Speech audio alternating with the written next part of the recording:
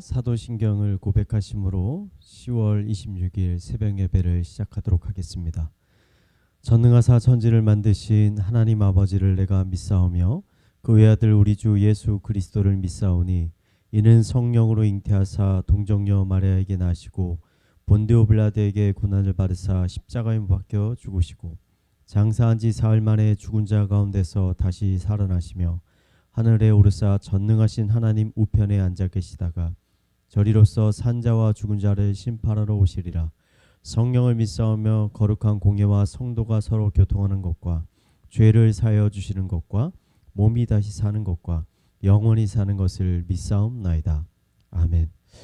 이 아침에 우리가 함께 나눌 말씀은 출애굽기 38장 1절에서 20절 말씀입니다.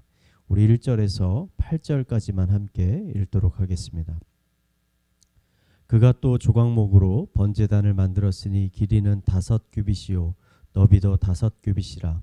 네모가 반듯하고 높이는 3규빗이며 그 네 모퉁이 위에 그 뿔을 만들되 그 뿔을 제단과 연결하게 하고 제단을 노스로 쌌으며 제단의 모든 기구 곧 통과 부삽과 대야와 고기 갈고리와 불 옮기는 그릇을 다 노스로 만들고 제단을 위하여 놋그물을 만들어 제단 주위 가장 아래에 두되 제단 절반에 오르게 하고 그 놋그물 네 모퉁이에 채를 깰 고리 넷을 부어 만들었으며 채를 조각목으로 만들어 놋으로 싸고 제단 양쪽 고리에 그 채를 깨어 매게 하였으며 제단은 널판으로 속이 비게 만들었더라. 그가 놋으로 물두멍을 만들며 그 받침도 놋으로 하였으니 곧 회막문에서 수종드는 여인들이 거울로 만들었더라. 언젠가 기도에 관한 설교하시는 어느 목사님의 설교를 들은 적이 있습니다. 그 목사님은 구약시대 하나님의 성막에서 이루어지는 제사 제도가 우리가 하나님께 드리는 기도와 참 유사하다라고 말씀하셨습니다. 그 중에서 제 마음에 참 많이 와 닿는 말씀이 있었습니다. 하나님의 회막은 크게 두 부분으로 나누어져 있었습니다. 첫 번째 부분은 하나님의 언약궤가 보관되어 있는 성소라는 텐트입니다.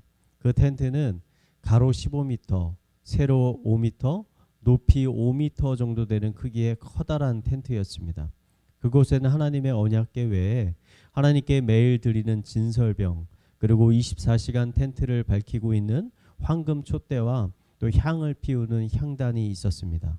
이 성소의 밖에는 성막뜰이 있었는데 이 뜰에는 하나님께 제사를 지내는 번제단이 있었고 이 번제단과 이 성소 성막 사이에는 제사장들이 손과 발을 씻는 큰 물두멍이 있었습니다. 출애굽기 30장을 보면 하나님이 제사장들이 이 성소에 들어가기 전에 반드시 그 물동에 손과 발을 씻으라고 명령을 하셨습니다. 만약 그렇지 않으면 죽게 될 거라고 말씀하셨습니다.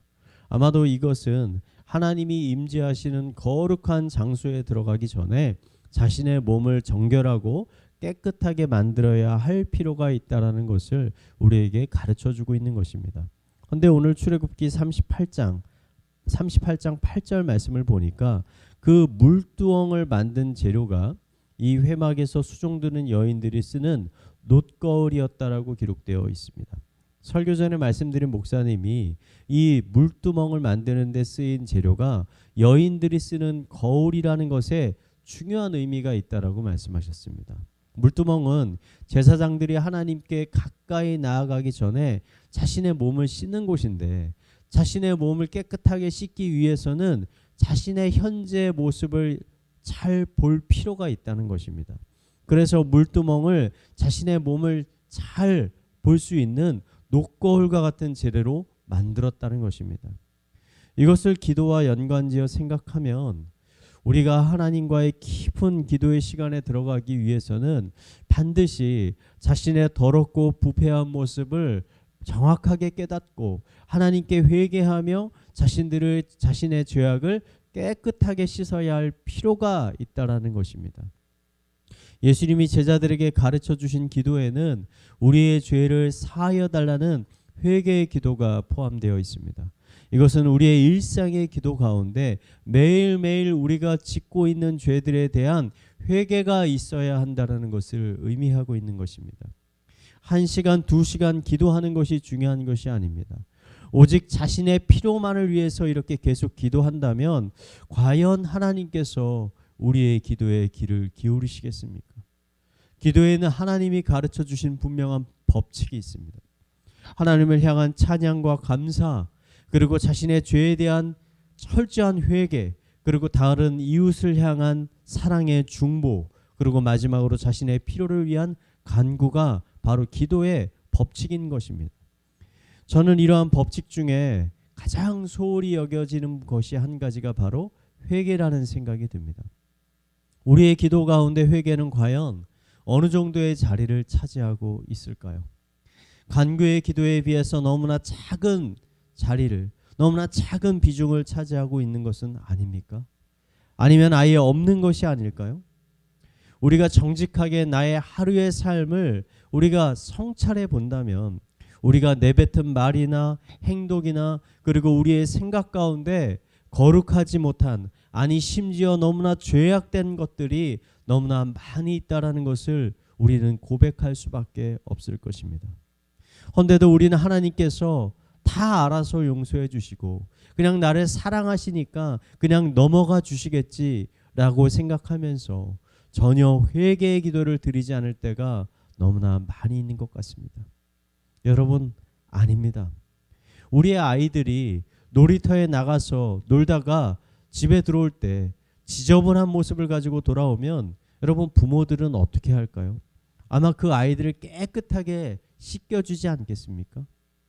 지저분해졌다고 해서 아이에 대한 사랑이 없어지거나 작아지는 것은 아니겠지만 이 아이들이 가장 아름답고 건강한 모습으로 살아가기를 부모들은 간절히 원하기 때문에 아마 그 아이들을 깨끗하게 씻겨줄 것입니다. 우리들의 모습도 이러합니다.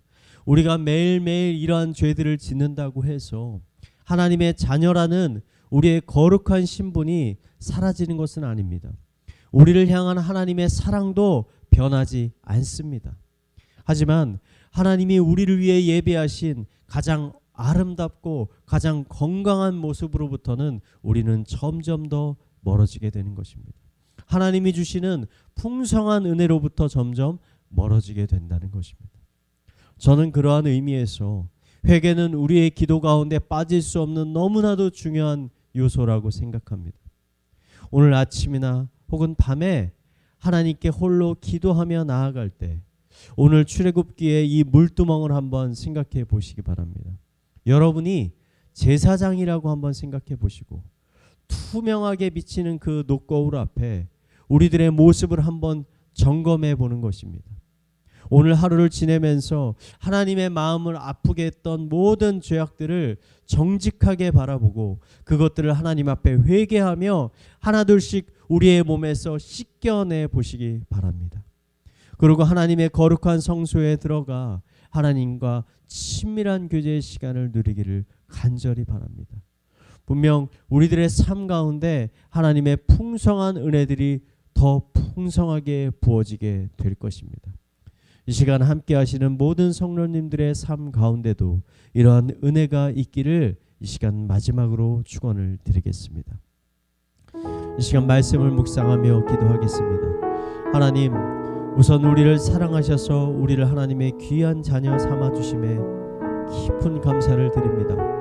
거룩한 하나님 앞에 나아갈 때 우리의 죄악들을 매일매일 쌓아두지 않게 하시고 무한하신 하나님의 은혜에 의지하여 모든 죄악들을 하나님 앞에 회개하게 하여 주시옵소서.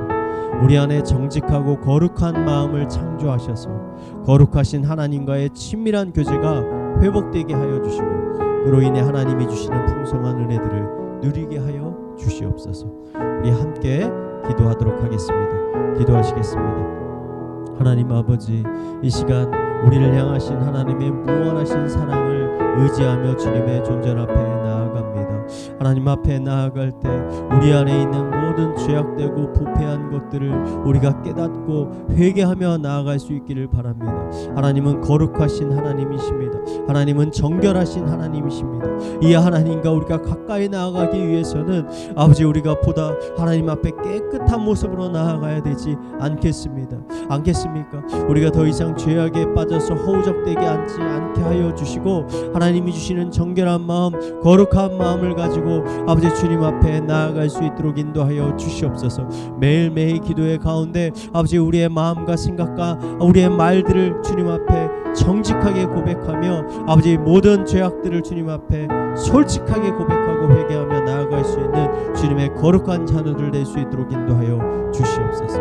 이 시간 교회를 위해서 기도하겠습니다. 11월 위드 코로나가 시작되면 다음 세대 예배가 모두 오프라인 예배로 전환되게 됩니다. 2년부와 초등부는 2년 만에 오프라인 예배를 드리게 되는데 예배를 준비하는 교역자와 교사들에게 성령의 충만함과 지혜를 주셔서 예배를 잘 준비하게 하여 주시옵소서. 아이들과 학부모들의 마음에 예배를 향한 사모함을 주셔서 모든 아이들이 교회에 나와 함께 하나님을 찬양하고 예배하게 하여 주시옵소서. 이 시간 우리 교회를 위해서 함께 기도하도록 하겠습니다. 기도하시겠습니다. 하나님 아버지, 이제 11월 초가 되면 위드 코로나가 아버지 시작이 됩니다. 다시 흩어졌던 모든 성도들이 아이들이 다시 교회에 모여 한 마음으로 하나님을 찬양하도록 하여 주시옵소서. 한 마음으로 하나님을 예배할 수 있도록 하여 주시옵소서. 특별히 예배를 준비하는 교역자와 교사들의 마음을 주님께서 만져주시고 힘을 더하여 주시고 능력을 더하여 주시옵소서. 우리 아이들 학부모의 마음 가운데 예배를 사모하는 마음들을 더 충만하게 부어주셔서 아버지 예배에 나와 하나님을 찬양하고 예배할 때 아버지 더 큰 은혜들을 그들의 마음 가운데 심령 가운데 부어주셔서 그들의 삶이 하나님이 주시는 풍성한 은혜로 아버지 그들의 더 풍성하게 나아갈 수 있도록 주님께서 인도하여 주시옵소서. 우리 마지막으로 가정과 사회와 개인의 기도 제목을 가지고 기도하도록 하겠습니다. 기도하시겠습니다. 하나님 아버지, 우리의 가정 가운데 하나님이 주시는 놀라운 은혜들이 있게